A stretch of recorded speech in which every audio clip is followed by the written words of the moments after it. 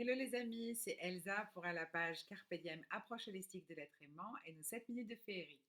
Aujourd'hui, nous nous retrouvons pour parler, comme prévu, des chakras, de leurs couleurs et pour vous suggérer également des quartz et des cristaux et des pierres se raccordant à chaque chakra par la couleur.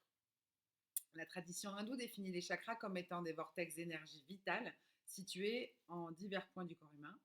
Le terme de chakra provient d'un mot sanskrit qui signifie roue. Euh, un principe similaire peut être retrouvé dans les traditions telles que la médecine chinoise, le tantrisme, le bouddhisme tibétain ou encore la kabbale et le soufisme. Les chakras principaux sont au nombre de 7, tels que les 7 couleurs de l'arc-en-ciel vues également concernant la chromothérapie la semaine dernière, sont alignés verticalement de la base de la colonne vertébrale allant jusqu'au sommet du crâne, et chaque chakra est associé à une couleur particulière avec des fonctions qui lui sont propres, que ce soit sur le plan psychologique ou physiologique. Les chakras peuvent être considérés comme les organes de la conscience, étant donné que la conscience n'a pas d'organes, que les énergies, les points d'énergie vitaux. Ils sont représentés par des fleurs de lotus. L'énergie vitale, prana, shakti, ki ou chi, circule dans tout le corps selon des canaux appelés les méridiens. Les chakras jouent un rôle particulier dans ce réseau énergétique qui fonctionne par rotation et ils sont garants de la santé spirituelle, mentale, émotionnelle et physique de l'individu. Il existe un parallélisme clair entre les chakras principaux et le système glandulaire endocrinien. Ces glandes sont peut-être la manifestation physique des chakras finalement. Donc nous allons commencer par le premier chakra qui est le chakra Muladhara, se situant entre vos parties génitales et votre anus. Donc en fait vous visualisez bien une ligne qui remonte tout le long de la colonne vertébrale jusqu'au sommet du crâne, bien centrée entre le ventre et le dos. Muladhara, donc chakra racine, qui est en relation avec l'instinct de survie, les fonctions humaines de base. Ce centre est situé dans la région donc, du périnée, entre les organes sexuels et l'anus. Bien qu'il n'y ait pas de glande endocrine à ce niveau du corps, certains auteurs considèrent quand même que le chakra racine est lié aux glandes adrénalines, responsable de l'instinct de survie. Il est représenté par un lotus à 4 pétales et sa couleur est le rouge. En sanskrit, Muladhara, Mula, le mulet, signifie la racine, et Adhara, le support. Comme son nom l'indique, c'est donc le chakra de base, donc on l'appelle aussi chakra basal ou chakra radical. Les pierres qui correspondent à ce chakra sont par exemple le jaspe rouge ou la cacoxénite. Voilà, pour avoir des exemples. Ensuite, nous passons au Svadhisthana, qui lui est le chakra du sacrum, autrement dit le chakra sacré. Il est situé à environ 3 cm en dessous de votre nombril. Il est en relation avec les émotions, la sexualité, la créativité. Et nous savons que le ventre, c'est le temple de l'acceptation, donc c'est par ici que passe tout ça. Ce chakra est considéré comme correspondant aux testicules chez l'homme et aux ovaires chez la femme. C'est le lieu de la production des hormones sexuelles qui régissent le cycle de la reproduction. Lui, il est symbolisé par un lotus à 6 pétales. Sa couleur est le orange. C'est donc le second chakra. Son nom en sanskrit signifie Sva, le bon, et Adhisthana, la demeure. Donc on l'appelle également le chakra sacré. Les pierres correspondantes au chakra donc Svadhisthana sont par exemple la cornaline ou l'aventurine orange. En sanskrit, Sva signifie le bon et Adhisthana, la demeure. Ensuite, vous avez le chakra du plexus solaire appelé Manipura, qui est relié à l'énergie ainsi qu'à la digestion et à l'assimilation des nutriments. Il est censé correspondre au pancréas qui joue un rôle prépondérant dans la reconversion de la nourriture en énergie. Manipura est symbolisé par un lotus à 10 pétales et sa couleur est le jaune. Il est le symbole de l'intériorité, de l'énergie solaire et il est également le troisième chakra. Son siège, c'est l'ego. Et il permet d'affirmer notre individualité et d'exercer notre libre arbitre pour construire notre propre vie.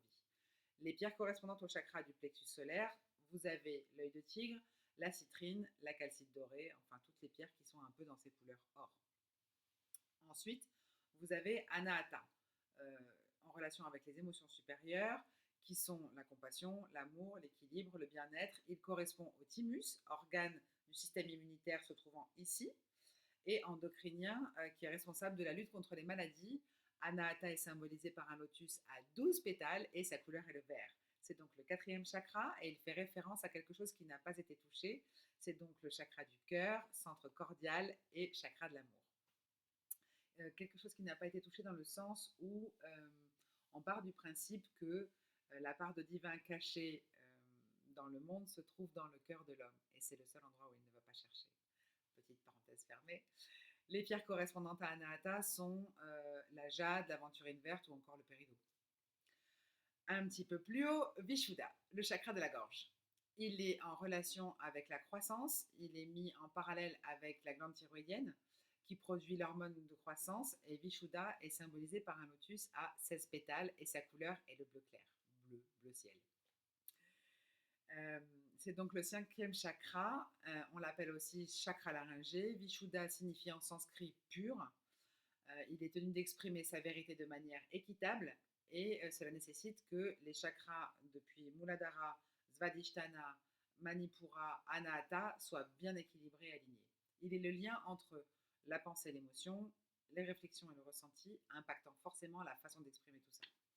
Les pierres qui correspondent à Vishuddha sont l'agate bleue, l'aigle marine, l'angélite, l'aventurine bleue, etc. Vous l'aurez compris, toutes les couleurs qui sont en correspondance de couleurs avec le chakra. Ensuite, vous avez le chakra du troisième œil, la perception, Ajna. C'est le chakra de la conscience, celui du temps, de la lumière, et il est relié à la glande pinéale. Elle est sensible à la lumière et elle produit la mélatonine. Donc, c'est elle la régulatrice du cycle du sommeil, celle qui vous permet l'endormissement. Et Ajna est symbolisée par un lotus à 2 pétales. Sa couleur est l'indigo, donc un bleu plus foncé que le chakra de la gorge. C'est le sixième chakra. On l'appelle également glande pinéale. Et c'est celui qui se rapporte à la perception extrasensorielle. Il est le chakra de la voix intérieure. Il permet de voir l'aura, les vies passées. Et les pierres qui lui correspondent sont la labradorite, le lapis-lazuli, l'œil de faucon, et j'en passe, puisque vous avez compris le principe, on est toujours dans le principe de couleur. Et ensuite, Sahasrara, pour terminer, qui est donc le chakra coronal, qui est le maître chakra qui contrôle tous les autres, il est le siège de la spiritualité. Son rôle est similaire à celui de la glande pituitaire qui sécrète les hormones qui contrôlent le reste du système endocrinien. Sahasrara est symbolisé par un lotus à 1000 pétales et sa couleur est le violet, couleur de l'esprit. En sanskrit, Sahasrara signifie multiplié par 1000, fois 1000. C'est une référence claire au lotus à 1000 pétales, symbole de l'illumination, qui est le chakra de la connaissance, de la conscience, de l'intelligence, de l'humilité. Et les pierres correspondantes sont par exemple l'améthyste, le cristal de roche, bien que transparent, ou le quartz laiteux.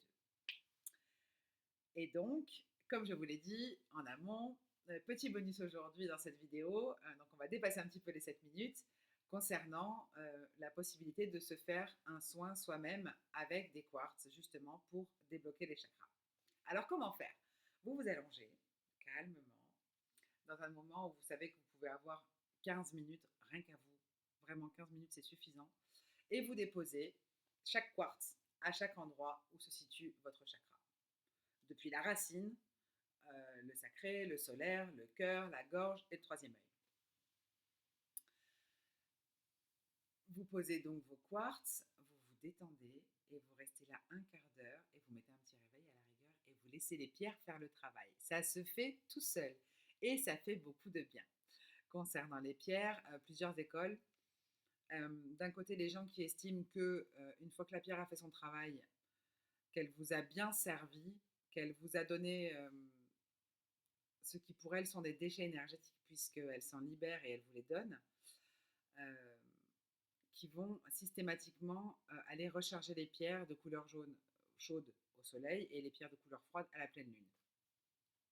Vous pouvez aussi garder les pierres et estimer qu'une fois qu'elles ne dégagent plus rien, que vous ne ressentez plus les bienfaits de ces pierres, elle a terminé son travail, elle a terminé cette rencontre avec vous. Vous pouvez alors lui donner une seconde vie en tant que pierre de décoration ou vous la mettre dans une coquille Saint-Jacques, puisque la coquille Saint-Jacques est au nombre d'or et qu'elle régénère les pierres. Mais bon, après, c'est en fonction de votre libre arbitre et ce que vous dira de faire votre cœur. Voilà les amis, je vous invite donc à adorer cette vidéo ou à vous émerveiller devant cette vidéo de façon à ce qu'il y ait une réelle réaction sur la toile et à la partager si vous en avez envie. Et je reste disponible en message privé pour toute explication complémentaire ou supplémentaire. Et je vous dis à bientôt et merci pour cette patience et cette écoute. Bye bye!